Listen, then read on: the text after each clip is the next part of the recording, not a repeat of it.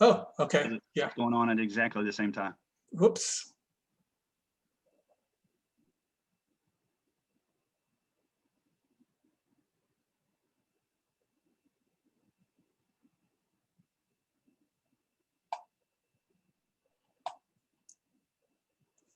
Howdy. Coach Fisher, you were on mute. Matt, can you fix that? All right. Do you want to start us off with an opening statement, Coach? Yeah. Before we get going, I'd like to say congratulations to Gary Blair and Lady Aggies last night on a terrific win and a third straight Sweet 16 appearance in a row. Man, that was a fun game to watch. That was a tremendous effort by the ladies to come back and persevere and make the plays when they had to make them. That takes a lot, and they've had a heck of a year. And those kind of games you win when you go on and make a big run at that thing. You pull those kind of games out and going through a tournament. It's demanding and physical. And the year they had, it's a great accomplishment. And to Pat Henry for the ladies indoor track team, finishing second in the country in the indoor meet, which was I know they has set some records and did some things in some individual events. It was a tremendous accomplishment. So hats off to those guys and congratulations. That's a heck of a deal. Starting off with us football, it's great to be back. Great to be talking with you. Great to go get back in the football frame of mind as far as X and O's and on the field. And we've had lots of meetings, lots of workouts, things like that. Team's done a really good job in the off season. I think we're in good condition. I think we've worked hard, and I think the standard of excellence in which we have set and we believe in the work ethic and incorporating the new enrollees, the freshman enrollees, and in our program, getting them acclimated and things. I think it's been a very good transition. Some of the older guys have done a great job helping those guys, and young guys are working hard. Some of the older guys who have had great years, didn't seem like they're resting on their laurels, are lifting, running, getting things in position where they can have a very good spring and understand the importance of spring ball for us and the development in which we have. We've got a new football team, and everybody's going to say, well, you know what, last year you're going to build it. Well, you build on it, but you got a new team. Every team has its own personality, has a 1-year life expectancy. That team's only together 1 year. So it's got to develop a work ethic, a standard. You talk about the culture of the organization. We have that up there, but each team, like each child, you have 3 kids in a house or 4 kids in a house. 3 think one way, 1 thinks another. I mean, sometimes, and you got to get everybody on the same page, and that is part of the leadership and culture of what us as coaches and our leadership of our team has to do. And so hopefully each of those guys will accept that, and they'll develop a tremendous winning culture and a tremendous attitude and a relentless competitiveness that won't let them fail. And I think that's a big part of it. I mean, when you get down to the things of the championships are made of, there's a lot of things that go in, but at the end of the day, it's a lot of sweat, it's a lot of hard work, and it's a lot of guts. And that's what it gets down to, how important it is to you. And you'll be able to prioritize and put priorities in place. You personally, you academically, you athletically, and develop yourself as a person, because the same guy you are off the field, the same guy you are on the field, and learn to get good at things you don't always like. It makes you grow as a person. It makes you grow as a player on the things you do like. So hopefully those traits are coming into play, and we'll see as we develop. But very excited to get the guys on the field. We're ready to get them out there and where we go and just develop the identity which we have. Like I say, defense, we got a lot of guys back. So hopefully the experience there will pay off, but they can't relax and say, hey, experience is one thing, but you got to go make plays. And hopefully they can expand and get better on the things they've done and bring the new guys along offensively. Got a few more holes to fill. Got an offensive line group. We lost a lot of guys on, but feel very good about the young, talented players we have there. Really like those guys, and they're going to get a chance to get out there and get in different positions and different setups and different, personalities that work together and see how that works and develop that chemistry in that O-line. Quarterback's another. We had Kellen. We've had a 3-year starter. So we got a great competition going there, and some guys that can lead and take over this team. We got a lot of returning guys at the other positions, at tight ends, at receiver, at running back. So hopefully, and those guys, they can help those 2 groups by expanding on their roles, really doing what they're supposed to do, help them and expand their games in a lot of ways. And so they don't rest on their laurels. The guys that had great success and the guys who are young keep pushing those guys to take starting jobs. And then, our specialists are all back again too, our snappers and our punters and our kickers. So in that regard, hopefully we can keep expanding in that role. I thought we did a really nice job in the kicking game last year. And that, keep working with our different returners and return games to keep expanding on that role and keep becoming a good special teams team, because you have to be good in all 3 phases to have a good football team. But like where we're at now, it's finding what goes on in the field, these 15 practices. And like I say, there's not going to be anything concrete when you come out of spring, because we're going to experiment in different places, different players and different things, different spots, expanding roles of some guys that are here, see what they're capable of handling. Putting other guys in different roles, we'll do a lot of that. But at the same time, hopefully we'll get better fundamentally and the things that make you a good football team, and the day-to-day basics of blocking, tackling, taking care of the football, and doing those kind of things. So we're excited to be there, and we're looking forward to it. Questions? All right, let's go to Travis Brown from the Bryan College Station Eagle. Hey, Coach, I got 3 quick ones. First, Dang, you get how 3 at healthy once. are y'all? Is he allowed to do that? Is he allowed to do that? Is he allowed to get 3? Take a vote. Hey, worth Is a he allowed? shot. Is he allowed to have 3 questions, guys? Give me a thumbs up or thumbs down. Oh, your question just got cut now. Now go ahead. I just saw a bunch of like Gigums or something. No, I saw dig him down. What's the injury status, or how healthy is the team, and especially guys like Cup, Chapman, Buckley, Luke Matthews? Well, I'll get that right now. We got it right here. Guys that'll be out for the whole spring will be Chapman, as he's recovering. His will come work probably. He'll be fully healthy about the end of it. So there's no sense of that, so he won't be in there. Grayson Reed, Blake Smith, who tweaked a knee in his rehab. He did some meniscus damage. His main part of his knee is good. Wiedemeyer cut a finger and a hand on a freak off the field accident. They required surgery on a tendon, and it's all fine. Just got to get it stretched out. He can't take any hits or anything on it. And Trey Zune, who had been hurt and at the end of his high school career, is just rehabbing off a knee. He'll be good when by the time spring or early spring's over. Those guys will be out. Everybody else will be back into spring and practicing. Gotcha. And then where do you foresee Kenyon Green working, and where do you ultimately think he'll land? Everywhere. I don't know. Everywhere. I mean, he'll play guard. He'll play tackle. He can play center. He can do that too. So you can't have enough centers and developing guys in there to calls, and we'll put him in a lot of different. Kenyon's a guy. Not all linemen you have those capabilities. Kenyon does. He can play center, guard, or tackle, and we'll incorporate him in at different spots to see where he fits, and also where it fits for him and where it fits for our team to have the best possible 5 guys on the field at one time. And then finally, was Damon Demas suspended, and what's his availability leading into? He was suspended spring? from the school thing, and they're having a meeting on that. With normal procedure, which has nothing to do with us, school procedures, and when that gets cleared up, then he'll be back in action with us. So until that clears up, he won't be at spring ball. No, but that meeting, I got to check with the academic people, not academic, but our school people when exactly that meeting is. We'll know. But I mean, if it's before. If it's not, it's not. Thanks, Coach. Thank you. All right, let's go to Brenton Swerdeman from the Houston Chronicle.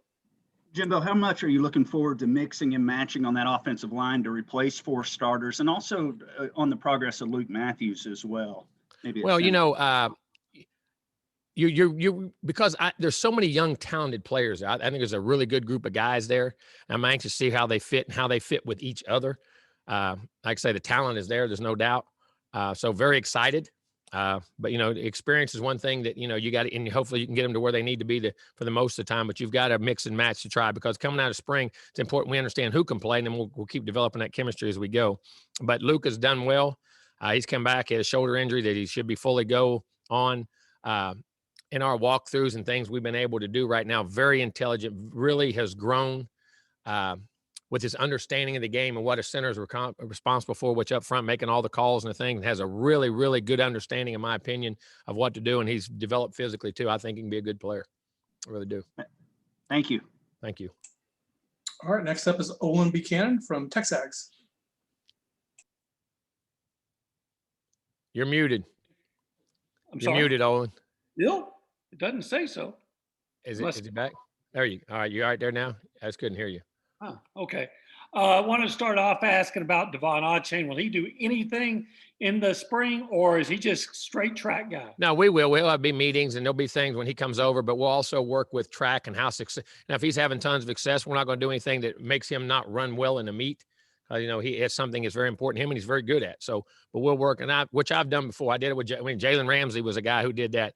When we were at LSU, Xavier Carter was there. Trenton Holiday was a guy who did that. Benny Brazil was a guy who did that. So they went back and forth, and we've had quite a few. Jameis was baseball. Tyrone Easton was baseball. We've done that with quite a few athletes in the past. So we'll work with that. If he's having scoring points and being successful and having success, which I think he did last week, the first meeting. I think he got SEC Freshman of the Week last week in track, which congratulations to him. Keeps progressing, but we'll also make sure he understands what's going on, whether it's meetings or partial workouts or partial practices or whatever it is, according, and if it affects how he's running. So that's always a play it by ear based off schedule and things that go on. And I know Derek Hunter changed positions. Are there Yes.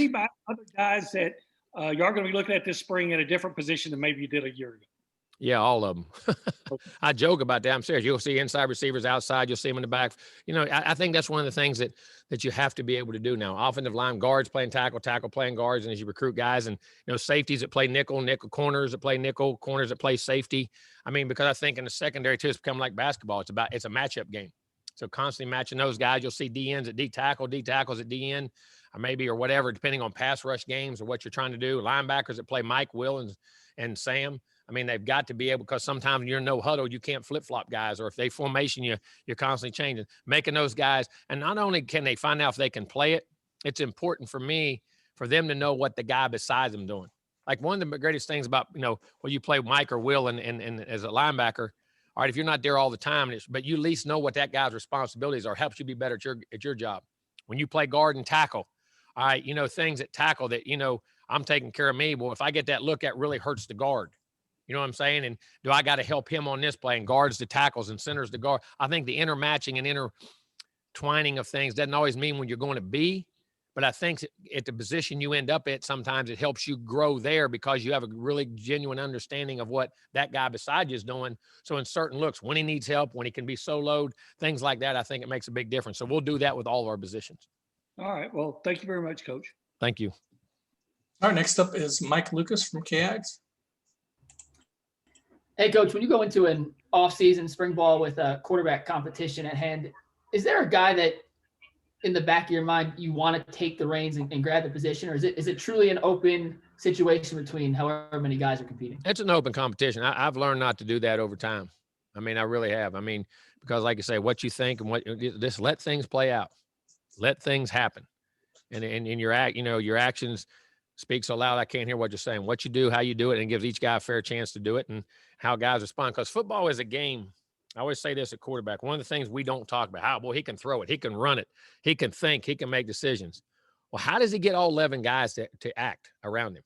I always say this about Tom Brady. To me, the greatest attribute he has is his team camaraderie, how he fits 11 guys and makes them want to play and do things. It's not only about it's the example he sets. And I think that's a big part of that. It's underrated. The unselfishness of those guys and the ability for them to get guys to rally around them, not only offensively, but defensively. All that matters. How your team plays is how he looks at that quarterback. And there's a lot of things that go in that. And, guys change, guys grow. What I saw last fall may not be what I see in the spring. And what I see in the spring may not be what I see in the fall. Guys develop and change. And I think that's the exciting thing about young guys like this. So there's no set pattern or no set, you'll be reps. We're all going to get the same amount of reps. And we're going to see, who can lead, who we think takes snaps can give our team the best chance to win. Thanks, Coach. Thank you. Next up is Mark Passwaters from Rivals.com. Jimbo, got a couple of quick questions on the defense. First, with so many returning starters, does that make the approach for spring ball any different than it would be otherwise, or is it just business as usual in that respect? Well, you'll be busy. You still got to go back to fundamentals, and you may put in some more schemes and things they understand, or tweak a couple things, or allowing older guys sometimes can work on more things that the opponent does. But we'll have parts of that with the offense too. It doesn't matter. They've got to get educated on what opponent will be. Parts of our spring that are based off breakdowns we have of our opponents that we think we need to get introduced to our players in different parts of spring now. We'll always do that, and we'll do it in fall camp all the time too. So when it does come game week, it's not something new to them. But I think sometimes that's where you can get in trouble. I really believe that you get, I got experienced guys, and you assume they do things. You assume this fundamental's right. You assume that's right. And all of a sudden you start getting away from strengths and things you do well. And all of a sudden you don't do them as well. So I think you got to make sure that you keep doing the things you do well and then expand as you need. How surprised were you that Miles Jones and Michael Clemens decided to come back? And, how important is that to the overall defense going into 21? I think it's very important. I know Peavy, we had other guys. Peavy did it, and some guys over there. So, I mean, I think it's very, Hansford did it. I think all those things are very good. But to me, it shows their maturity. I mean, that, certainly when I get to the NFL, but do I want to get there? Do I stay there? How long can I stay there? Maybe guys recognize that there's parts of their game that they're really taking off now and can expand and grow. And where they go into the league, where they get drafted matters. People don't understand. It's not just, I can get in the league. Okay. But where you go in matters. Your contract matters. The amount of time. It's like anything. When you're drafted high, guys are going to spend more time with you if you're doing the right thing. If you're a lower draft pick, you don't get those things. They're not invested in you very much. And I think guys saw that they have a chance to still improve and enhance their value going in and maturity of what to play and help their game. And I think it's a very good decision for them. Not selfish, but I mean, I truly believe they could grow. If there wasn't nothing they could get better at, I wouldn't let them. I'd tell them they need to go. I really would. I mean, I think that's part of it. And I think those guys made mature decisions. And last question real quick. One guy you do have to replace is Buddy. Is it a safe assumption to say that Andre White's going to be the guy out there first with Hansford? I can't say it nowhere. Yeah, we'll see what they do and how they play each and every day. I mean, he played a lot last year and did a really good job for us. But at the same time, he definitely could be very easily. But he's got to go out and play and do what he has to do each and every day to perform that way. And there's nothing in the offseason says he can't, but there's a lot of other guys that I see pushing behind that want to play too. So that's the great thing about competition. And there's always competition. I mean, there's no job set in stone. So we're going to find the best group of players that allow us to be successful. All right, thanks. Beard looks good too. Thank you. All right, let's go to Sam Kahn, who is now with the Athletic. Hey, Jimbo, I wanted to follow up on Achane. What do you, after seeing what he did in the bowl game and his progress in his freshman season, what do you think the ceiling is for him? It depends on what he wants. Ceiling ain't what I think, it's what they think and what they see themselves is and how much time and how prioritized it is. Now, he's a hardworking young man saying all that. Very quiet, but doesn't say two words to yes, sir, no, sir, does his job, hustles. I mean, I think he can be an excellent player. I really do. I think he got a chance to be an excellent player in a lot of different ways. And like I say, we're just scratching the surface of things he can do, in my opinion. But, you know, the thing that makes him unique, I truly believe this. I truly believe he's a football player who runs track. I don't think he's a track guy who plays football. And he has a natural ability to play the game of football. And when you watch a lot of guys that are really, really fast have a tendency to do everything fast. He doesn't. He's under control. He has a good pace to himself. He understands he's a natural runner and he applies it when he has to. And he's very strong. He's much stronger than you give him credit for and how he runs. If you really watch those runs and things he does and catches the ball well. I mean, another thing he did, man, that sucker block you. You think, I mean, that guy put his nose on you now. He'll put it right in the middle of you. I tell you what, we got 2 5'4" guys, him and Ananias, that'll block the heck out of you. I tease him all the time. Now I'm joking. But 2 little guys like he said, well, them guys can't. You go watch them pass block. You go watch them hit. We got guys like that. And that's one of the things that really impressed me about Achane. Not only his patience to running, but his ability to be a blocker and a pass blocker, not even when he's going out, was very, very impressive. Do you think he's versatile enough to take on as many roles as somebody like Ananias has down the road? Well, we'll see. I mean, and that's also feel for football, knowledge, ability to learn and do things, and we'll see. I mean, but he's a very capable. There's no doubt. We'll just see where those roles go to. Thank you. Thank you. All right, let's go to Daryl Bruffett from KBTX, and then we'll go Jenny Streeter. Coach, first, I got a couple of questions for you. Can you talk about the correlation that you see between high school seniors who take care of their business athletically and then how that kind of translates into their success athletically? You mean academically? You said yes, sir. Yeah. I'm sorry. Academically, you know, they're good in the classroom, and then that translates to how they're good on the field. Well, you know, the best players I've ever had, and you may not like school as well as you like ball. I didn't, but I did well in it because I was taught that you got priorities of things that are important, that you have to do that. And I think that's one of the things that you know, hopefully we can teach guys. Now, some guys come in at academics is just as important or more important than athletics. Nothing wrong with that either. I mean, but you got 2 things you need to do well. And I think the key to all that is prioritizing. We say sacrifice. It's not sacrifice. You're not sacrificing. You're prioritizing what is important to you to be successful in your future as a person. And then, because like I say, one day the air is going out of that ball, but there's no doubt the guys who usually are good, you know, you see a great correlation between great players. Great players I've been around do everything well. And they act right. They do right. Academics is important. They do well there, off the field, leadership, and they play well. And I always say this, when you get good at things you don't like, it's amazing how good the things you do like enhance and become even better. And you grow as a person, you grow as a man. But there's no doubt. Can you also talk about how the coronavirus has affected kids and maybe benefited them and causing them to be better students and also prepare better for competition because they have to be more focused? They do have to be focused. I mean, you always have to be focused. I think the one thing that Corona is taught, I think self-responsibility, because you are on your own so much, you're doing so much away from without, especially early, without personal interaction. You're tutoring online, you're doing this online, and there's nobody continually, the in-person learning. But I think is actually harder. I think online learning is much harder than in-person learning. I don't think there's any doubt in my mind, but I think it's made them grow and have to, again, spend more time, prioritize, and grow if you're wanting to do well in school. So hopefully that will pay over in, concentration levels and self-evaluation of yourself of how to do things. Thank you very much. Thank you. All right, let's go to Jenny Streeter for the battalion. Hi, Coach. I kind of wanted to follow up on what Mike Lucas asked you. And just, earlier you kind of told us that King was really doing well with picking up the offense. I was wondering if you could just touch on how King, Stowers, and Calzada are doing with meshing with this offense. Something, I mean, like I say, in the meetings right now, I think all three guys, Haynes, like I said, from the day he got here, he's done it. Zach has really focused himself, a very talented guy who the calls now, the things he does, the questions he asks, the meetings, the walkthroughs. I think he has it now. I really do. Haynes does. And Eli Stowers has been amazing how quick he's picked it up. He was like Haynes when he walked in. And he's a guy, you tell him something, you give him something once, he keeps it right in there and understands it and has not just memorizes it, but understands it. I think from an intelligence standpoint, learning standpoint, I think all three of those guys, I'm extremely pleased of knowledge of what to do, not only pass game, but run game and also protections. And the things you do and how understanding where where you're protected at, where you're not protected at, and how to adjust those things. And I've been, and I guess it's not cliche talk, just trying to talk good about all three guys.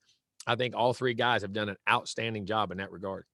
And here I will say this: until you do that, you never know how good a player really is, because his physical skills can never be shown until his mental skills of learning and comprehending are truly, it to where it's become second nature and your physical skills can take over of how to play the game. And I think that's what I'm anxious to see in the spring. I'm really anxious to see these guys compete in the spring. And then last question for you. I actually went to high school with Jaden Peavy, and I was kind of just wondering if you could touch on your expectations for him this season, especially with him. Jaden's another guy who came back, I think, made an outstanding decision. And I think really grew as a player last year, and also leadership. Jaden has really come out of his shell. He's been a very good leader. I think his length and size as a 3 technique and an edge guy and a 4-eye guy, 5 guy, and to be athletic because he was a basketball guy, I think he has grown tremendously. And we have Jaden should be right there playing tons of ball, starting leading and being a good leader on this football team. I think he's a very good football player. Thank you, Coach. Thank you. All right, let's go to Justin Woodard at KAGS, and then we have a follow from Sam Kahn.